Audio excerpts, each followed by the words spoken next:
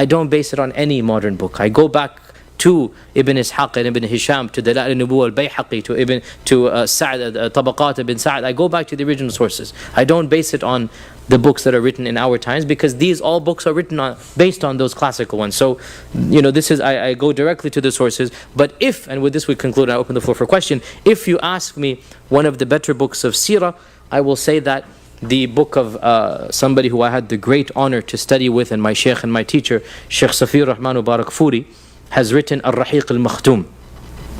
And this book has a story, and I just want to mention the story, and I encourage you to buy it. In 1979, WAMI, the World Assembly of Muslim Youth, Rabit al-Alam Islamiyya, one of the largest bodies of Islamic scholarship and academics, made an announcement that they want a worldwide competition in books of Seerah. They wanted to have a competition to see which book of Seerah could be written that was suitable for the modern place and times.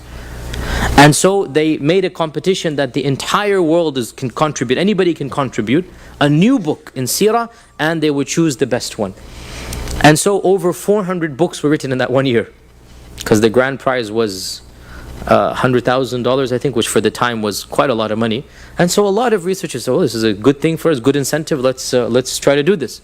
And so out of these 400 books or so, which were written in multiple languages, the book that won first prize was the book of, alhamdulillah, the Sheikh Safir Rahman, my sheikh, and it was called Ar-Rahiq al-Makhtum, which is the sealed nectar. Ar-Rahiq al-Makhtum. And it is a book that is a very simple, very easy to follow, very beautiful book. It's a very good book. It does the job of the Seerah in a very professional and academic manner. Unfortunately, the English translation is just terrible. It's just completely terrible. I mean, I'm sorry, I can't, it's really bad. The Urdu I've heard is very good. Now the Sheikh was Indian, alhamdulillah. I have some bias here, alhamdulillah.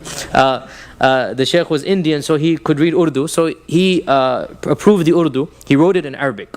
He's an Indian, he wrote it, he never stepped foot in Arabia. And he wrote it in Azamgarh, a small village, right? He told me the story that he said he literally locked himself up in his library for 4 months, just going out to eat and to go to the bathroom. That's all he wanted. For 4 months he locked himself up, and he wrote this book, Ar-Rahiq al-Makhtum, in very beautiful Arabic. I was really shocked that his Arabic was so strong, even though he was not, had never lived there. And it won first prize, and it's a very good book in Arabic.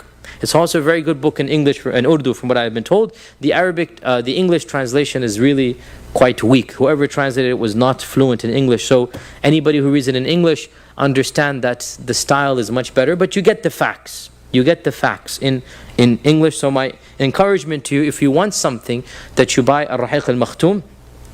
And there's another good book that has some major issues. We're going to talk about those, but Martin Ling's book, which is basically called the Life of the Prophet ﷺ, right? The Life of Muhammad ﷺ. Martin Ling's book is the most eloquent book of Seerah in English, and that's not surprising because Martin Ling's was a professor at Oxford on Shakespeare, and he's a convert to Islam. He converted to Islam. So he was a Shakespearean alim at Oxford. It's an alim. What's so funny? He's an alim. An alim means he's a scholar, right? He's an alim of Shakespeare. Yes. So he's a Shakespearean alim, and he converted to Islam back in the 60s. And he lived a very quiet life. He wasn't a very public person. He was a very intellectual, just kept to himself. And he wrote a book of Seerah, the English of which cannot be compared to any other book, because he is a master of English.